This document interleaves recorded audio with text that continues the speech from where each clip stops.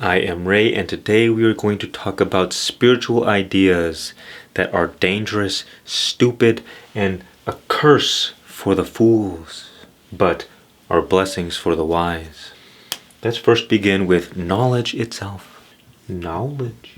You see, the fool collects knowledge for its own sake, but the wise uses knowledge to take action.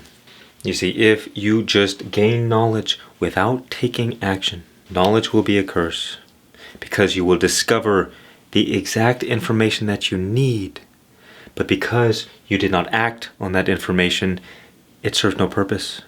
It would have been better to not know, because then you will continue on with your search, but you already found the answer.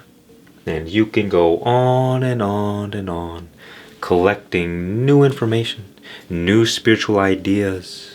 But if you cannot practically implement them into your life, they serve no purpose. Think about it like this. Imagine if you had to get life-changing surgery tomorrow. Would you want the doctor that spent 15 years reading a book about how to do the surgery? Or would you rather have the doctor who spent 15 years doing the surgery but has never read a single book about it? Here we can realize that knowledge in itself is not useful, but knowledge that is implemented, that is power.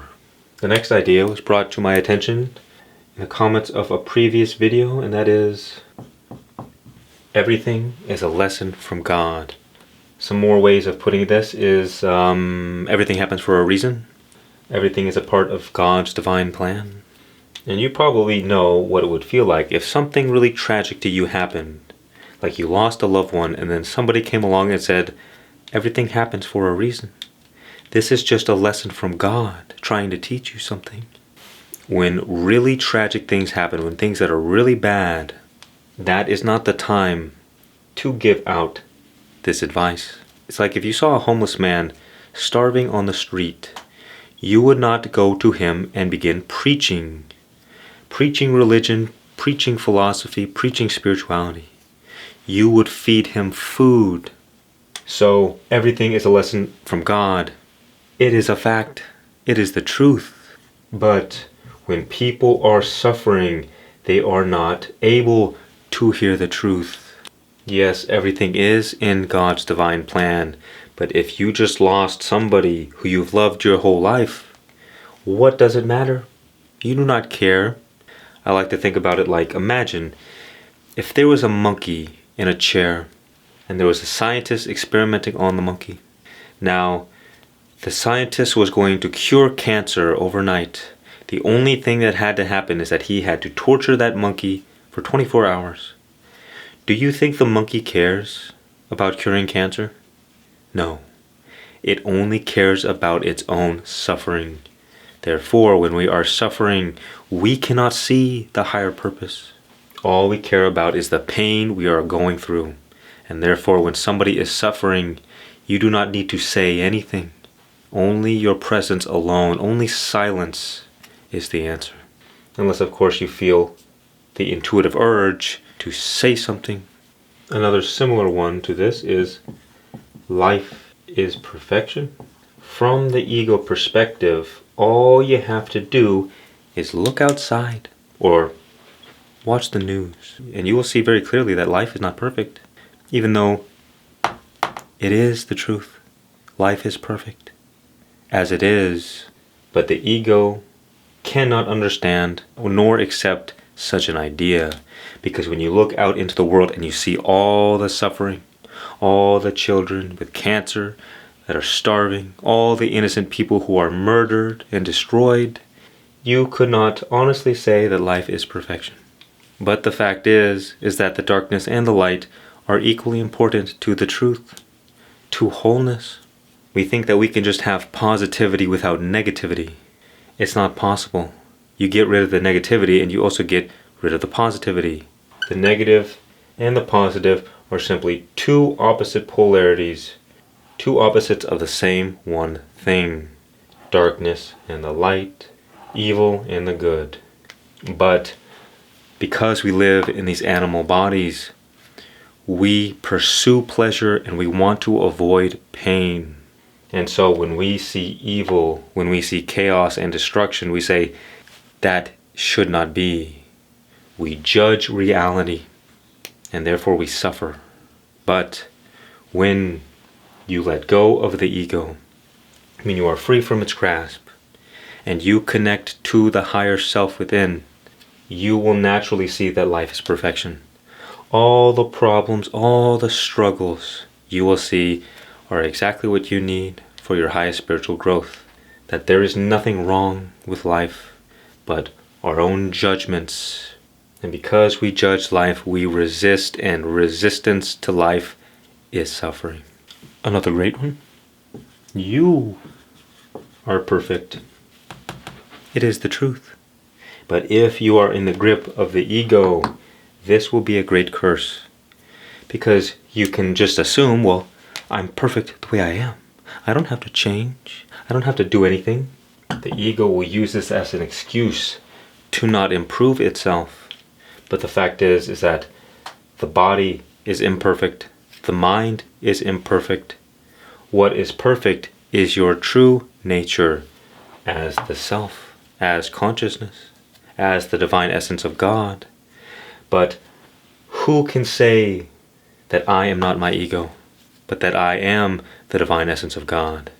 And not just say it, but know it to be true. And you know something is true by the way you act. You can say, I am the divine all day, but how do you experience life? Most people experience life from the ego regardless of what they say. You see, one of the main problems in our life is that we're always judging ourselves. The ego loves judgment. And so what does this look like? I hate myself. I'm imperfect. I wish I was different. And do you really wonder? Now let me ask you this. How do you think life would be like if you're living in a body you hate? If you hate your mind? If you hate yourself? Do you think life would be worth living in that case? No. It is because we judge ourselves and we find parts of ourselves that are unacceptable. That is what causes us suffering, not the actual experience or the personality trait itself. It is our own judgments that inflict the suffering, which is why when you connect to your true self, when you realize that you are already perfect, when you look at life through how God sees you, you can accept yourself. And only healing can be done through acceptance. But so long as you do not accept the ugly parts of yourself, your darkness, your humanness, then you will find parts of yourself unacceptable, and you will repress and reject those parts into your shadow, and they will fester in your unconscious. And then one day, when you aren't paying attention, they're going to come back to destroy you. Because how would you feel if you were cast into eternal darkness simply because you were unlovable and ugly? Probably wouldn't be very happy now, would you? We have to learn to accept and love ourselves fully. Accept the darkness because we have no other choice. So long as you don't accept certain parts of yourself, you will project that onto others. And if you project an unacceptable part of yourself onto other people, well, guess what? You might go out and kill that other person. Not trying to judge you, but why do you think that all the murder and all the terrible things that have happened in the name of religion, why did they happen? Because people cannot handle their darkness. They can't face themselves. And so they project it on other people. And because it's unacceptable within them, then their existence is unacceptable. So I justify to myself to go and kill all those people. And I get to be the fancy hero because I get to feel justified in destroying the villain. When in reality it was just ego nonsense. So you may not necessarily believe that you are perfect, but the goal is to accept yourself. Only then can healing occur. That is why when the wise realize they are already perfect, it's not that they don't improve, it's not that they don't change, it's that we learn to accept ourselves fully in this moment, while also having the intention to grow, to develop our minds, to take care of our bodies, and that is wisdom. Here's another one. Everybody likes to feel special. Everybody wants to feel like they are important. But you see, the ego is rooted in identity. So its whole game, everything it does is to reinforce a sense of self. And so it's easy for us to put ourselves on a pedestal by believing that we are a chosen one, that we are special. Now, you might be special from an ego perspective, but from the self perspective, from God's perspective, all of God's creations are equally beautiful in their own way. Now, the wise will be able to accept and see that they have a certain role to play in this life, that they are connected to God, and God works through them to bring forth heaven on earth, you could say. But if you get caught in ego, this becomes just an excuse to stroke your own ego, to say, I am special, I am superior to you. And you see that with a lot of spiritual people. When they talk to you, you will feel like they are talking down to you, like they are somehow morally superior, that they are better than you. That is because the more special, the more unique, the more your focus is centered on yourself, the bigger your ego is. But the nature of the self is selflessness. In other words, the wise who are chosen will use their powers to help others, whereas the fools who think they are chosen will use their power to help themselves. Here's a good one. Selflessness. As I just said, the nature of the self is selflessness, whereas the nature of the ego is selfishness. Now, God, the self, consciousness, it's like the sun. The sun casts its warmth and its light upon the good and the evil. It is not prejudice. The sun does not ask anything of the earth in return for its warmth, for its life that it gives. That is the nature of God. Unconditional, selfless love. But as a human being, you must be wise, because you cannot fill up the cups of others unless your cup itself is overflowing. You cannot save a drowning person if you yourself are drowning. To be selfless, to be completely selfless in this human form, I don't know how to spell this, martyr, is to be a martyr. And obviously, the greatest martyr in the world is Jesus. What this means, if you are to be completely selfless, which is a common spiritual teaching, what will happen if you are not fully stabilized in wisdom? What will happen is that you will give and give and give, and the world will take and take and take, and you will not feel nourished. The flow of energy is a process of giving and receiving. If you are all out and no in, you fall out of harmony. You mess up the flow, the balance of things. Life with a capital L is a combination of order and chaos, in and out, giving and receiving. If one of these two forces is out of balance, death arises. Because death is the imbalance. You see, chaos and order are the two elements that must be in balance to sustain life. Chaos is the force of destruction. It is the force of death. And order is the force of creation. It is the force of life. And the balance of these two forces sustain life with a capital L. But it is the imbalance of the death force and the life force that creates death with a capital D. So, the wise, they are still selfless. But as far as I'm concerned, the wise way to go about things is to focus on yourself first.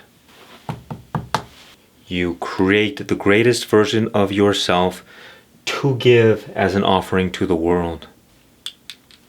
In other words, for instance, in my case, I am 100% focused on self-mastery so that I can be a greater offering to the world.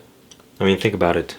Do you want to give a gift that is broken, that is not useful, that is not optimal?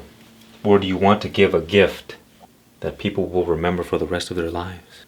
In other words, it doesn't make sense to give yourself so much to the world until you have built yourself up into the proper offering. Here's one way to look at it. The mind is wisdom, but the heart is love.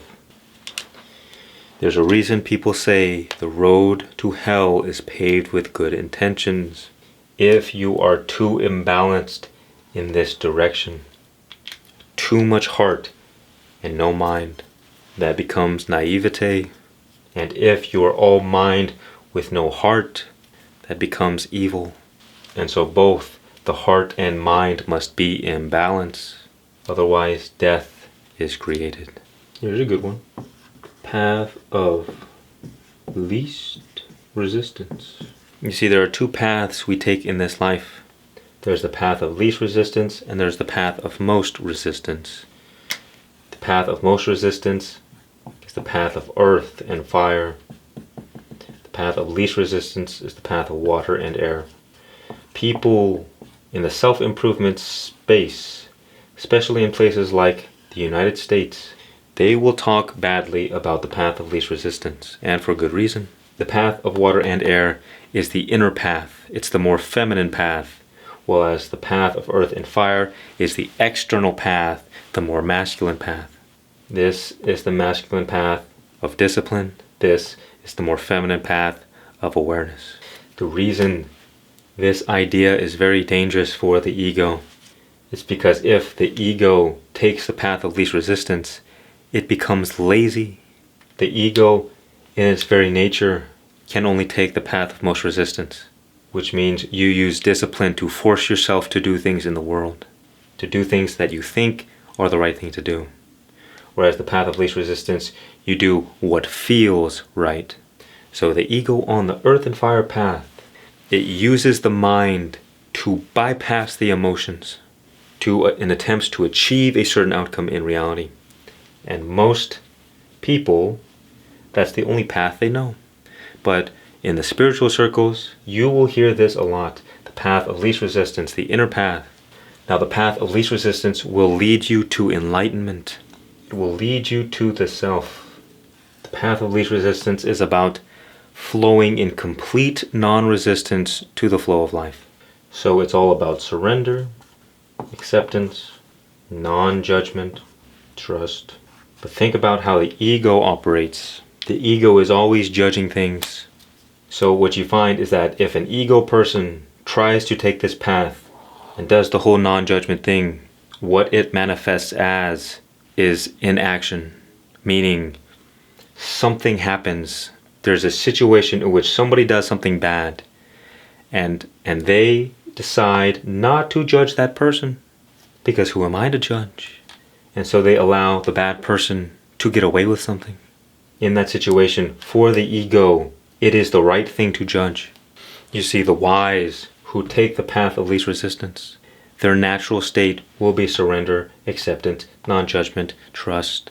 But when the situation calls for it, they will be able to do whatever is necessary, whatever the situation calls for. So they are able to judge in a practical way, whereas the ego doesn't judge because they're sissy.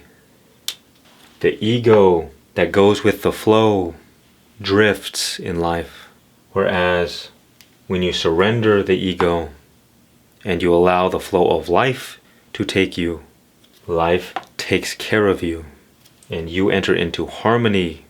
You see, the ego is always struggling upstream. So its whole existence is struggle. The more you struggle in life, the more you know you are in the grip of the ego. Whereas for the self, for those who find their true nature, life is effortless. Doesn't mean there won't be problems. Doesn't mean there won't be struggle. It means that the method of living, the path of least resistance, makes life effortless. But the ego that tries to exist without struggle, without effort, becomes lazy. And so to properly take this path, one must surrender the ego, to let go of the person they believe themselves to be, to align themselves with their true nature as life itself. You are life. Now here's a big one. You might be saying, well, I would love to live an effortless life. I don't want to struggle anymore. So you might be tempted by this spiritual idea. Get rid of the ego. You see, the truth of the situation is, the ego is the source of all suffering. The ego is the source of all problems. The ego is the source of all struggle. So it makes sense. Well, why would I keep this thing around? Take it to the back and shoot it. For the love of God, kill this thing. Because, in truth, it is the source of all suffering. But the problem is that if you try to get rid of the ego, well, let's think about it practically here, right?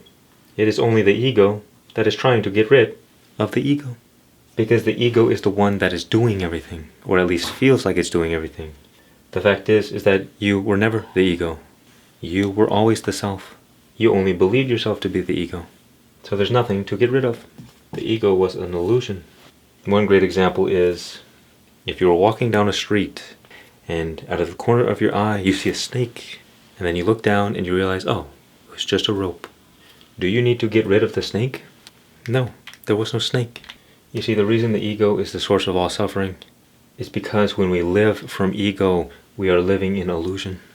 We believe ourselves to be something that is not real. But when the ego hears that, it will say, wait, no, this is not possible. I have spent my whole life, all of this work that I've done.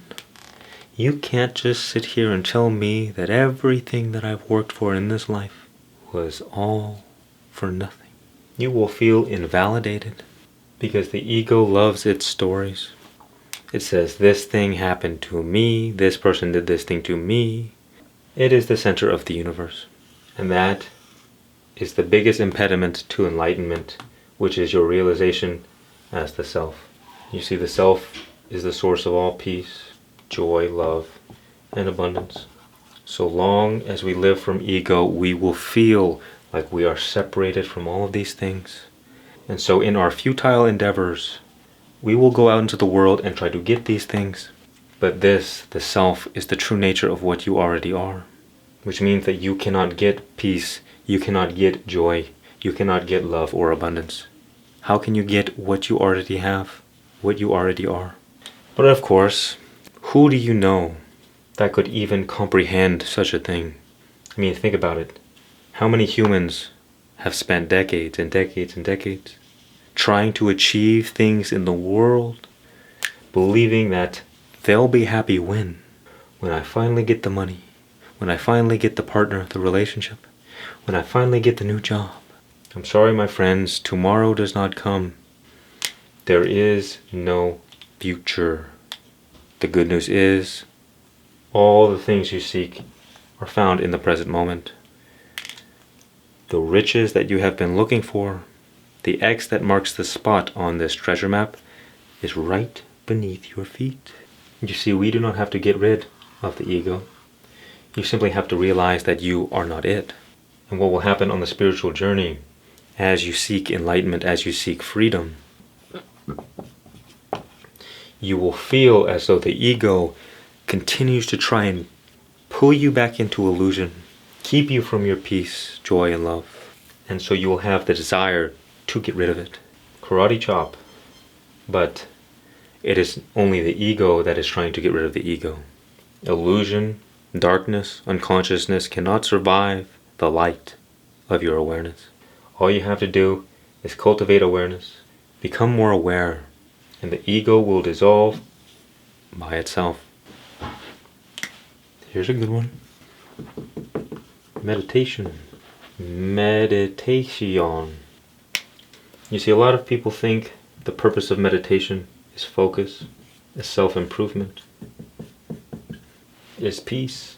And it's not that it cannot be about these things. That is just the ego's way of looking at it. Sure, focus is important. But for me, meditation is not about self-improvement. It is about self-destruction. In other words, the purpose of meditation for me is not to make a better ego, to not improve my life. Of course, that is an added benefit. The purpose of meditation for me is to realize that I am not the ego, to come to self-realization. It is not to gain peace. It is to recognize the peace that is already present. Another problem with meditation for the ego is that if you are traumatized, if you are struggling with mental health issues, meditation will force you to face your demons. And if you are not ready, if your ego is not strong enough to face those demons, then you are in for a rough ride, my friend. But if you can be wise, you can use meditation to face those demons and realize they aren't real. They are just thoughts. A thought doesn't mean anything other than the meaning that you give it. You see, it is for no other reason than because we believe in our thoughts, that they have any power over us whatsoever. So when you go into meditation and you begin having all of these negative thoughts, your mind starts going crazy. You begin resisting the thoughts, and therefore you suffer. The primary cause of unhappiness is not what happens to us, but your thoughts about it. Eckhart Tolle. And the spiritual teacher Muji said, a thought has no power.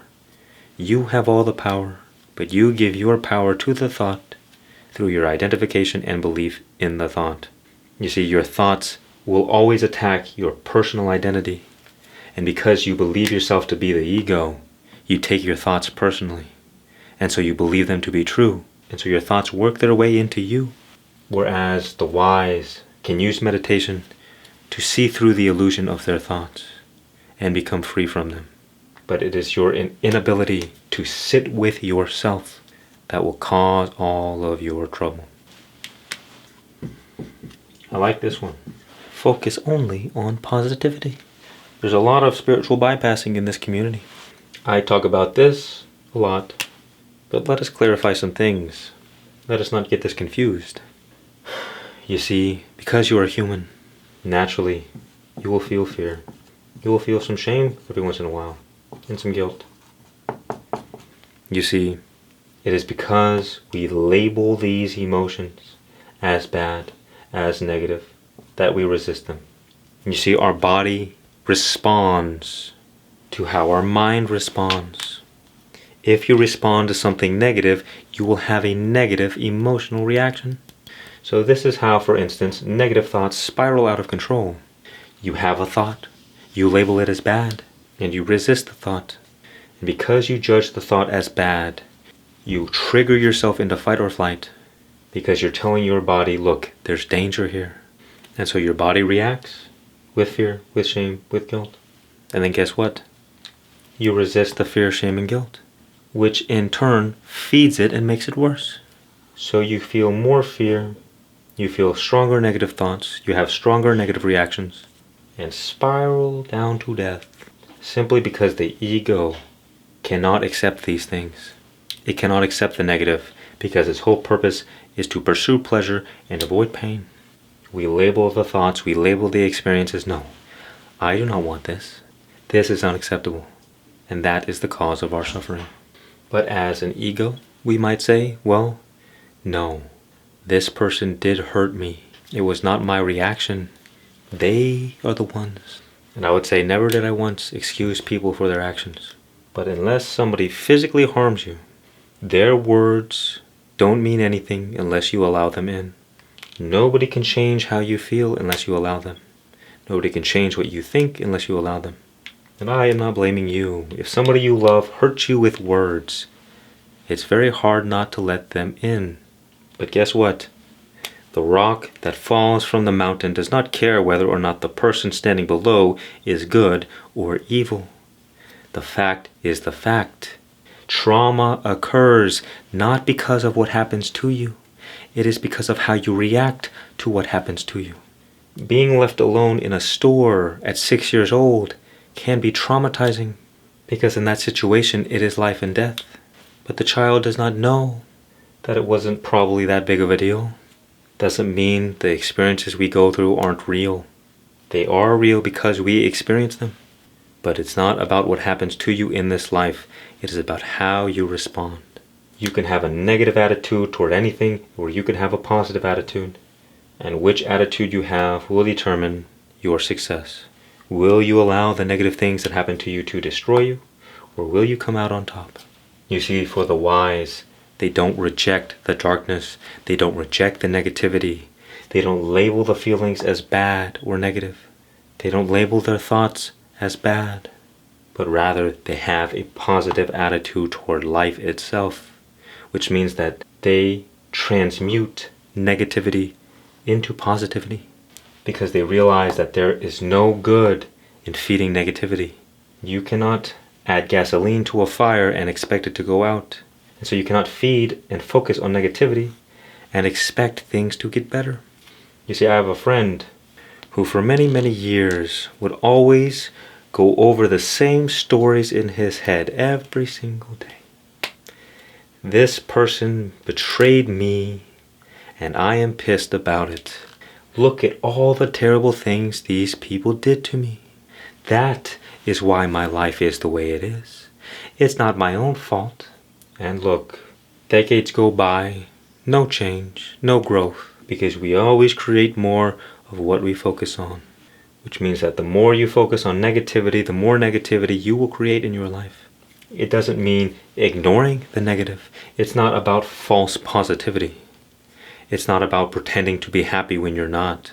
That is not being spiritual, because being spiritual is about wholeness. Because wholeness is the nature of God. And to be spiritual is to align oneself with the nature of God. And so, if you reject any one of the parts, you also reject the whole. If you cut off half of life, well, then the flow of life comes to a screeching halt. We reject the darkness, we reject our ugliness, we reject what is negative, and that is a cause of great suffering. The wise don't reject the negativity, they accept it. And when you accept something, you enter into non-resistance. But when something is unacceptable, you resist it. And what we resist persists. So the wise accept their negative thoughts, they accept the negative emotions, and they are able to be present with them. And in that non-resistance, in acceptance, healing can occur. But so long as we are in resistance to our thoughts, to our emotions, to our experiences, we will continue re-traumatizing ourselves. Non-attachment. For the ego, non-attachment is disassociation. For the wise, non-attachment is freedom. You see, from the ego, if you are detached, you can develop a sense of coldness, a sense of not caring. You don't care about anything. But for the wise, it's not that you don't care, but it's that you don't mind. Because non-attachment also means non-resistance. When you are not attached to a situation, to a thought, to an emotion, you can accept it. But when you are attached, you cannot help but resist. Think about it. If you have a negative thought and you believe the negative thought, once you entertain that thought, now it gets to pull you all over the place. It's attached to you. And like a leech, it can begin draining your energy. But when you are non-attached, when you can observe the thought has no power over you. You are rooted in stillness, and you can have a whole storm of things going on around you at all times. That is freedom. Because when you are not attached, it doesn't matter what is happening in your world. You are always free. You are always at peace. Because peace is your true identity. Only when the ego gets attached to an experience, to a thought, to an emotion, do these things begin pulling us all over the place, which is responsible for our lack of peace. Think about, for instance, why people do meditation. We do meditation for peace, right? Well, what is the point? To quiet our mind, because we know peace and quiet go together. You see, the peace is always there, just as if you pay attention around you right now. There is a vast ocean of silence around us at all times. There is a vast ocean of space around us at all times. But when there is noise, we are conditioned, we are trained to focus on the noise and not focus on the silence. When there are objects in the environment, we're focused on the objects. We're not focused on the space around the objects. You see, the radiance of space is silence and is peace. And this silence, this space, this peace is eternal, and it's within you right now. But what happens is that when we have a noisy mind, we have been conditioned to focus on the noise, to focus on our thoughts, and ignore the space, the peace, the silence that is already there, because we are attached to our ego. In other words, you see, the ego has an infinite array of different desires and aversions. So when you have a thought that tickles your fancy, you begin becoming a little bit obsessed with that thought. And so you follow it, and the thought pulls you, and then another thought. And you get pulled along the train of thoughts until you realize that you've been lost for 30 minutes. But when you are not attached, it doesn't matter what thoughts come up. You don't need to follow any of them. It doesn't matter what feelings you have. You don't need to act on those feelings. If anger arises, you say, I am angry, and then you act on that anger, and then that action creates consequences in the world, and that creates karma for yourself. But you see, if you remain in non-attachment, anger can arise, but you will not act on it, because that anger has no pull over you, because you realize that anger is just a changing experience. Thoughts are just changing experiences, like clouds passing through the sky. But when we become obsessed with a particular cloud, then we start flying away. Oh, there he goes. Perhaps one of the favorites, the classic, the world is an illusion. Now you see, this has been misinterpreted a lot. And let's clear this up, shall we? Well, first of all, the world is not an illusion, because if it were, you could walk through a brick wall. Go and try. Tell me how your experience goes. Let me know in the comments. No, the world is not an illusion.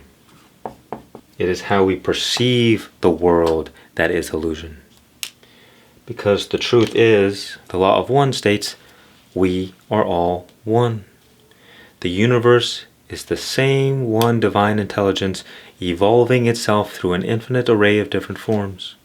Because we identify as one of the forms, we live in separation, and all separation is illusion. Scientifically speaking, all things on the planet and the earth itself are made up of the same stardust. That is a fact. A star, billions of years ago, exploded, and it exploded its guts light years across the universe. And those pieces came together to form our solar system. The sun, the planets, the gas giants, the asteroid belt, all of it. So everything is energy, simply vibrating at different frequencies of existence, different levels of consciousness. But how do you experience reality? You say, I am a unique individual, and you are a unique individual, and we are all separate. And these objects, they're separate to me, because that is how we experience reality. But our mind is what creates the sense of separation. Our mind causes us to get stuck in illusion. And to connect to the self is to realize that we are all one, and that separation is an illusion. And it gets pretty trippy, let me tell you. Like in a dream, when you dream at night, are all the characters different than you? Or are all the characters, the mountains, the trees, the dinosaurs, are they all part of the same one dreamer? That is you. In the same way, once you truly come to this understanding, you will see that we are all dream characters in the imagination of God. Wow. Dream about that one tonight. But what happens is that when the ego gets a hold of an idea like this, well, it says, everything is an illusion. What does it matter what I do? What does it matter what happens? So it's easy to get caught in existential nihilism.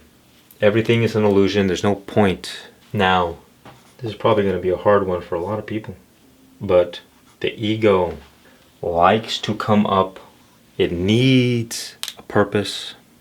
It needs a reason to stay alive. But the fact is, and this can be nihilistic sounding, but it's not.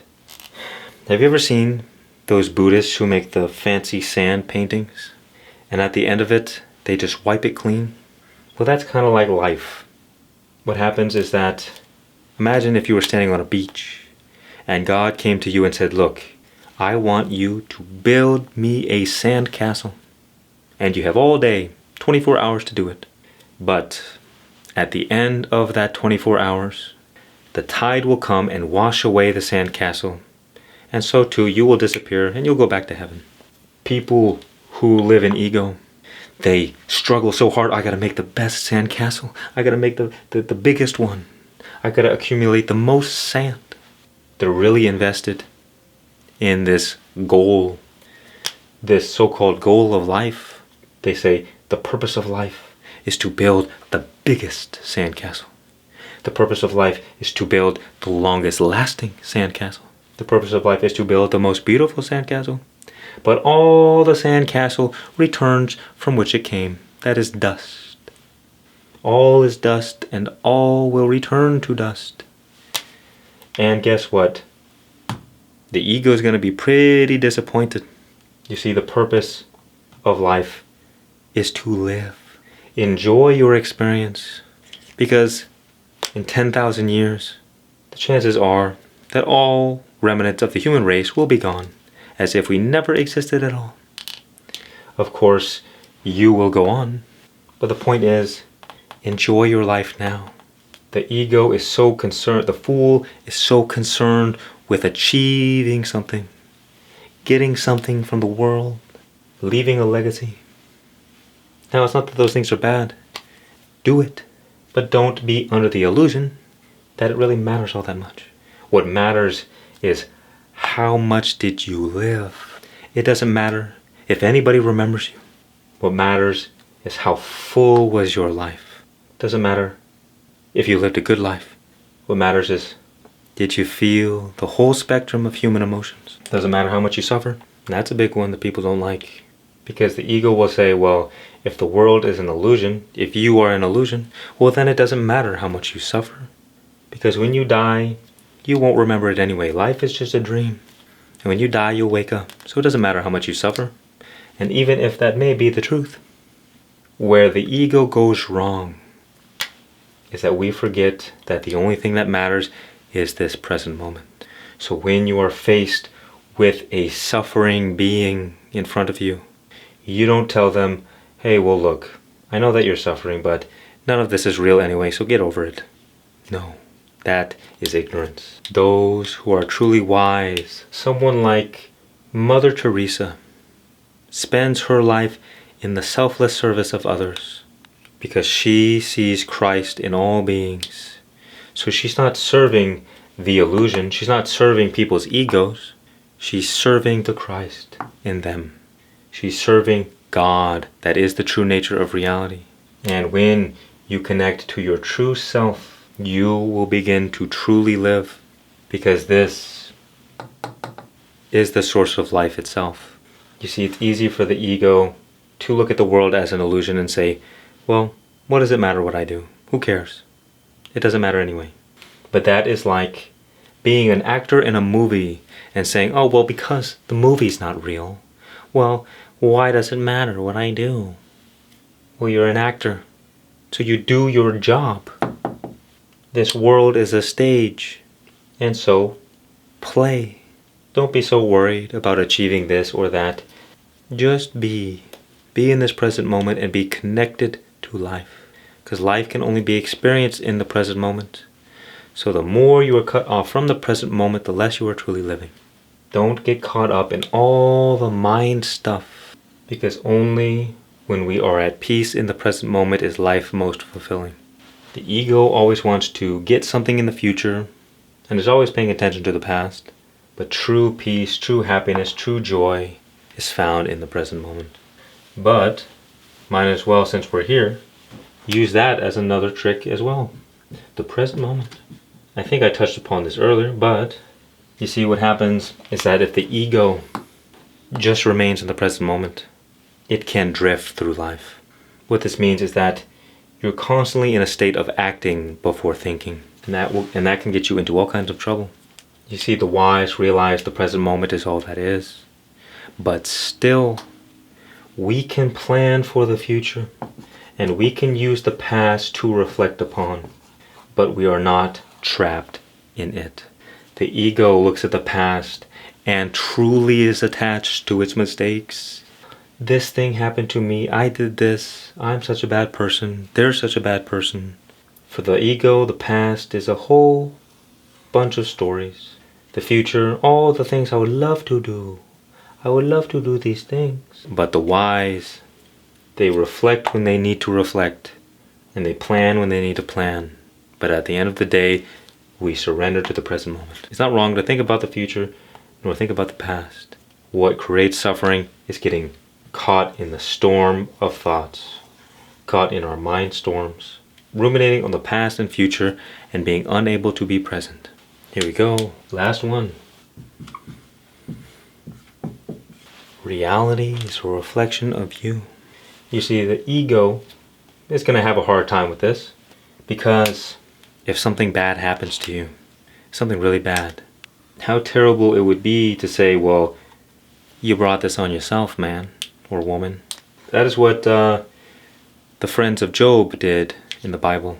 If you don't know the story of Job, God basically made a deal with the devil and said, hey, look, devil. Well, actually, the devil came to him and he said, hey, look, God, this Job guy, he seems like a nice guy, but that's because you gave him the world.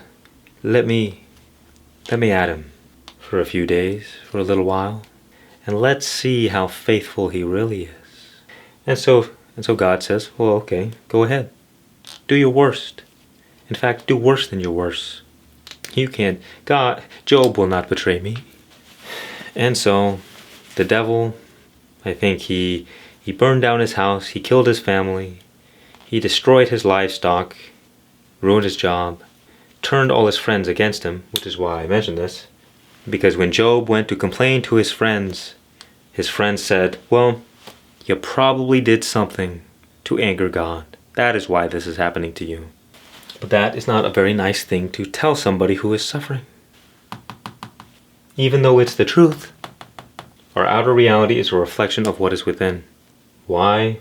Because energy is the force of creation, and our mind is a tool that directs the flow of energy.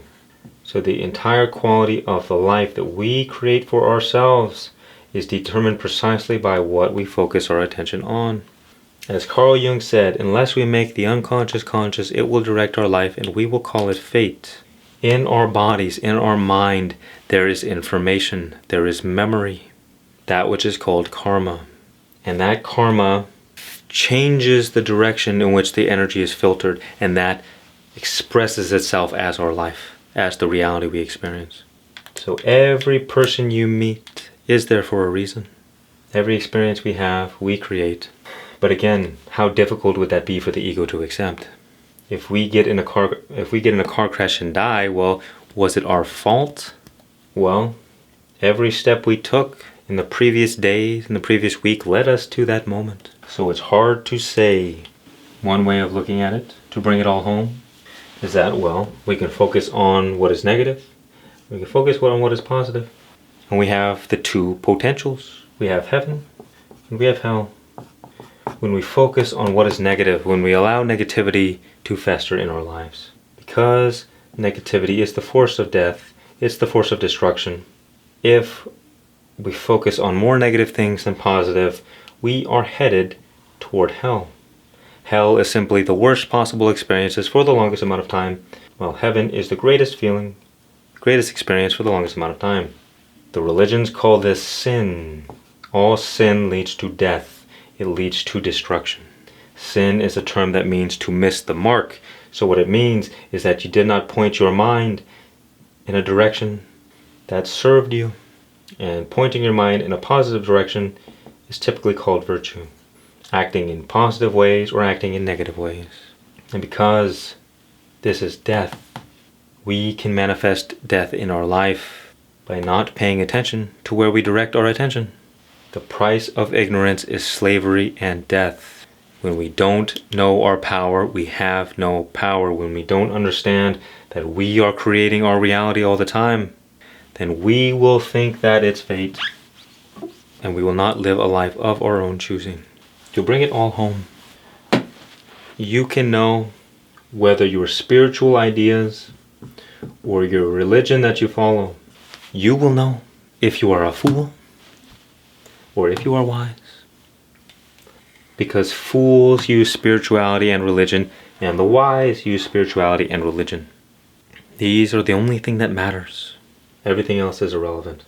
Do the spiritual teaching that you follow, does your religion, do they give you more peace? Do they allow you to sleep better at night? Does it give you more joy?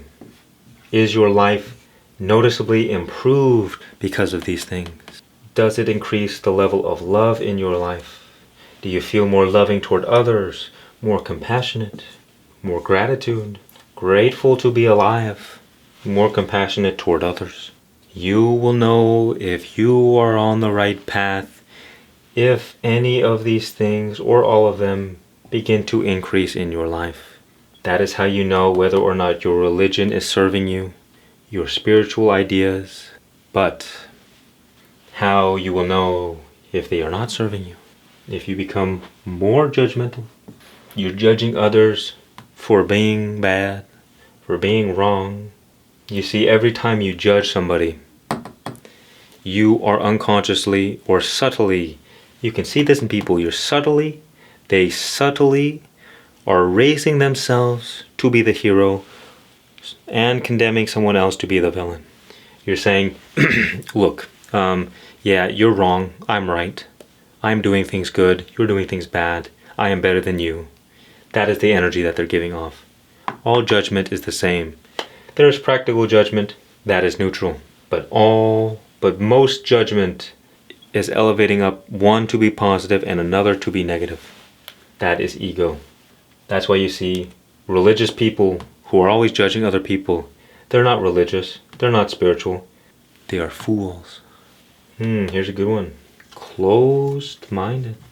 If your spiritual ideas, if your religion makes you more closed-minded, then you are a foolish one. Because true spirituality, true religion is designed to lead you toward the truth. And the moment you say, well, of course I know this is the truth, my religion is right and your religion is wrong, and there ain't nothing nobody can say about it. Well, guess what? You just cut yourself off from the truth. All religions are pieces of the same puzzle. Again, you can't reject any one of the parts without also rejecting the whole. That is why Socrates was wise when he said, all I know is that I know nothing. Pride is the downfall of the fool. Humility is the ascension of the wise. When you kneel, you submit yourself to the truth and not your own selfish ideas. You will ascend. But if you hold on to your selfish beliefs, I am right, I know what is true, nobody can tell me nothing, well then you will fall. But be careful for humility, because you can be too humble. I like to say, be humble before God, but be prideful before the world. Because pride can be good or bad. Humility can be good or bad. And another idea that destroys people's lives are these kind of absolutes. These dogmatic ways of thinking, meaning the spiritual book says this, and so I'm going to believe it without questioning. The truth requires critical thinking and open-mindedness. You can't just accept everything that you hear. You must question the nature of your reality. So again, to say that, well, it is true that pride is the cardinal sin and that humility is the cardinal virtue, but that does not mean that you can't be too humble. Being too humble for the ego is a curse. Being humble as the self is wise. Being prideful as the ego is a curse. Being prideful as the self is wise. What does this mean? It means, for instance, to be prideful, that when you are humble before God, God will give you power. God will give you authority, and you should claim that authority. You should stand on your own 2 feet and say, here I am. I claim my power. You should look at me because I am here. And to be humble as the ego means to not get what you're worth, to accept less from the world. That kind of humility is more like low self-esteem, whereas pride and humility with wisdom is powerful. And so don't think in absolutes. Whatever idea you have, whatever you believe in, play the devil's advocate. Think about how another person who you don't agree with, how are they right? How is their argument better than mine? How is a religion which seems to have nothing in common with mine? What is the truth in which they speak? Because people wouldn't believe things if there were not truth in them. So, as a truly wise person, you shift through the dirt to find the gold. Just because there's a pile of dirt over there and you have your own pile of dirt here, does not mean there's not gold in that pile. In other words, find the truth in all religions. Find the truth in all people, especially those who are opposite to you.